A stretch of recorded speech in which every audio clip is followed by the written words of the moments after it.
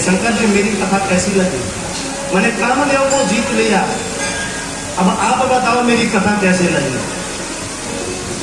नारद शंकर जी ने कहा मैं हाथ जोड़कर कहता हूं, जैसी कथा तुमने मुझे सुनाई है दुनिया में किसी को दोबारा मत सुना।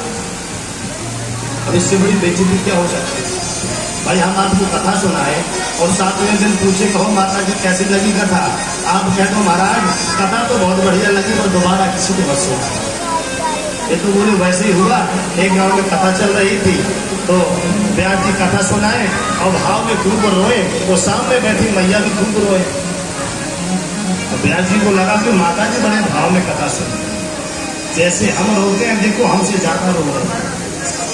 7वें दिन व्यास जी गए माता जी के पास, बोले माता जी आप बड़े भाव में कथा सुनती, बहुत रो रहे हैं, आप तो परम भक्त हैं। माता जी ने कहा महाराज जी ऐसी बात ना, तो बोले मेरे घर में एक बकरा था, वो एक दिन पागल हो गया महाराज, 8 दिन तक रात दिन चिल्लाया, रात हो या दिन ने करता रहा और 9वें दिन मर गए। और मैंने भी आपको देखा बैठे बैठे कि जब से बैठे हो बोलते जाए बंद नहीं होते।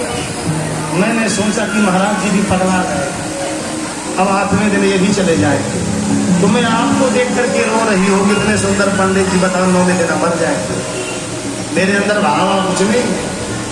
तो नारद जी ने कहा ये तो वही घटना हुई, शंकर जी कह रहे हैं जैसी कथा सुनाई है इतनी बेकार कथा लगी तो दोबारा किसी को मत सुना।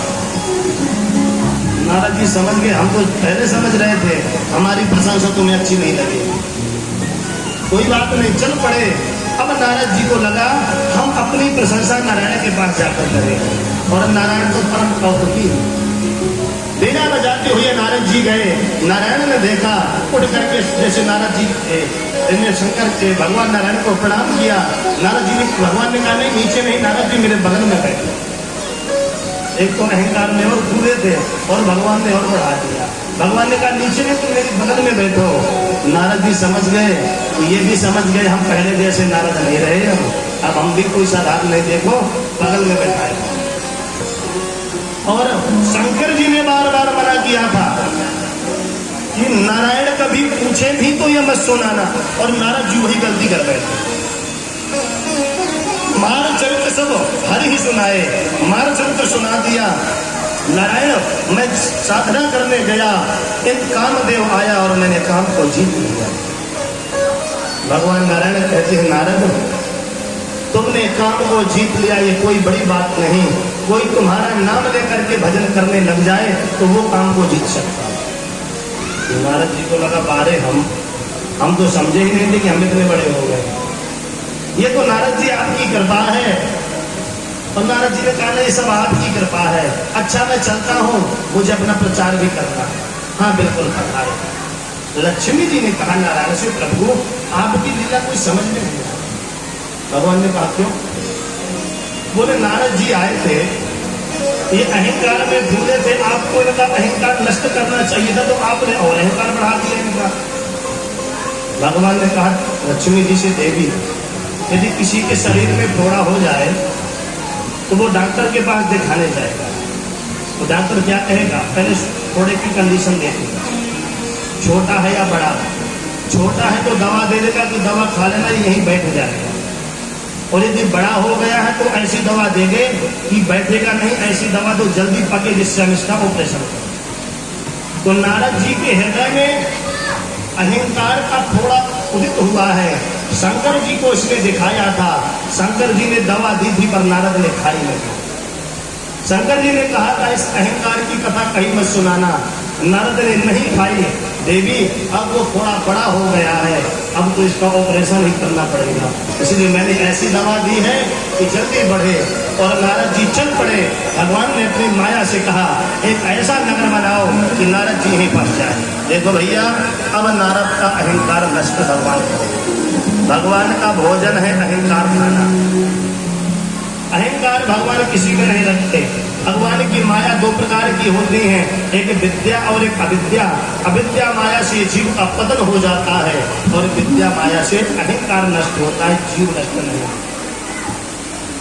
जैसे कुम्हार घड़ा बनाता है तो घड़े में कितनी मार लगाएगा? एक हाथ नीचे लगा लेगा और मार लगाएगा। अरे भैया मार क्यों रहे हो? बोले इसलिए इसका आकार बन जाए। तो हाथ नीचे क्यों लगा रखा है? बोले इसलिए कि टूट ना जाए। मार इसलिए रहे कि घड़ा बन जाए और हाथ इसलिए लगा रखे हैं कि टूट ना जाए। भगवान कहते हैं मेरे भक्तों को जब अहंकार आता है तो माया से मार तो मैं भी लगवाता हूँ, पर कृपा का हाथ लगाए रहता हूँ कि ये टूट जाए। क्योंकि नारद मेरा है, भक्त जो भगवान के होते हैं, भगवान कहते हैं उनका मैं पतन नहीं होने दूंगा, बस अहंकार नष्ट करता हूँ। एक बार रुक्मणी जी ने भगवान द्वारकाधीश से कहा कि प्रभु पिछले जन्म में सीता आपकी पत्नी थी, मेरे बराबर सुंदर नहीं रही। भगवान ने अच्छा दे दी। देखते हैं भगवान का सुदर्शन चक्र बोला आपका हनुमान बहुत वीर योद्धा था पर मेरे से ज्यादा बलवान नहीं रहा। भगवान के वाहन वरुण ने कहा आपका जो भाई है, आपका जो सेवक है हनुमान, वो मुझसे तेज नहीं दौड़ता होगा। भगवान ने कहा कोई बात नहीं, एक बार में हम तुम लोग निपटाएंगे। अपनी पत्नी से कहा देवी श्रृंगार कर लो, राम भक्त आने वाला है। वरुण जी से कहा जाओ, जाकर के हमारे बगीचा में एक बंदर बैठा है, उस बंदर से कह देना कि राम जी बुला रहे। जब मत कहना द्वारकाधीश बुला रहे हैं, वो नहीं आएगा। ठीक है महाराज। वरुण जी ने जाकर कहा आप चलो, आपको राम जी बुला रहे हैं। हनुमान जी बोले बिल्कुल आएंगे, तुम चलो। वरुण ने कहा नहीं तुम मेरी पीठ में बैठ जाओ, मैं साथ में लेकर चलूंगा, क्योंकि मैं इतना तेज दौड़ता उड़ता हूँ, मैं तुमसे पहले पहुंच जाऊंगा। हनुमान जी बोले तुम मेरी चिंता मत करो, तुम चलो हम आते हैं। गरुड़ स्पीड से दौड़ करके आए और आकर के देखा कि दरवाजे में हनुमान जी पहले खड़े। बोले बस मैं समझ गया कि क्यों बुलाया गया। सुदर्शन चक्र दरवाजे में खड़ा, हनुमान जी ने कहा हटो। बोले हम नहीं हटेंगे, हमें जानते हो कि कितने शक्तिशाली हैं। हनुमान जी ने पकड़ा और अपने मुख में अंदर रख दिया। बोले बस यही घूमते हैं। और अंदर गए तो रुक्मणी जी ने दिव्य श्रृंगार किया सीता जी का, और भगवान तो राम ही नारायण है। और जैसे हनुमान जी ने देखा बोले आहा, कहा कहो छवि आज की भले बने हो, बड़े सुंदर हो आप, हे प्रभु आप तो मेरे राम जी हो, पर ये बगल में दासी कौन बैठी है? हनुमान जी ने कहा रुक्मणी जी सुन रही हो? बोले दासी नहीं ये सीता है। बोले सीता की तो परछाया नहीं।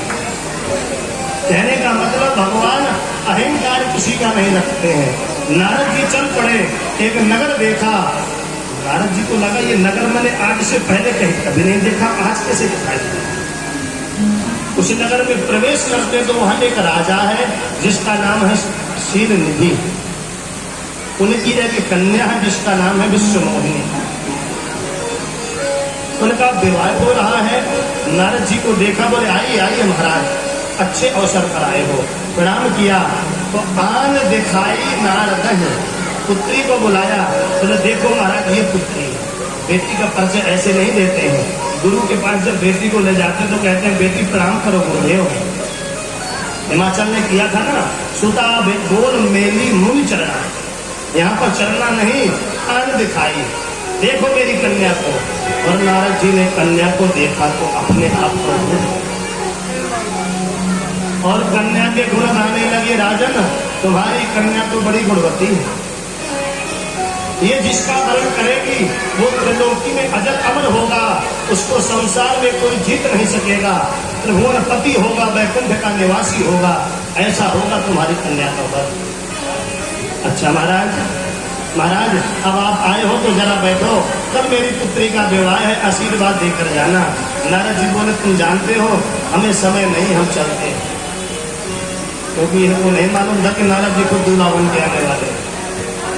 अब नारद जी विचार करने लगे ये कन्या का विवाह यदि मेरे साथ हो जाए तो शंकर से तो मैं आगे निकल गया हूँ, क्योंकि शंकर जी ने काम को जला दिया था पर काम को जीता नहीं था, मैंने काम को जीता है। मुझसे आगे कौन है? नारायण। यदि कन्या मुझे मिल जाए तो मैं नारायण से भी आगे पहुंच जाऊं। कन्या के भाग में ये लिखा था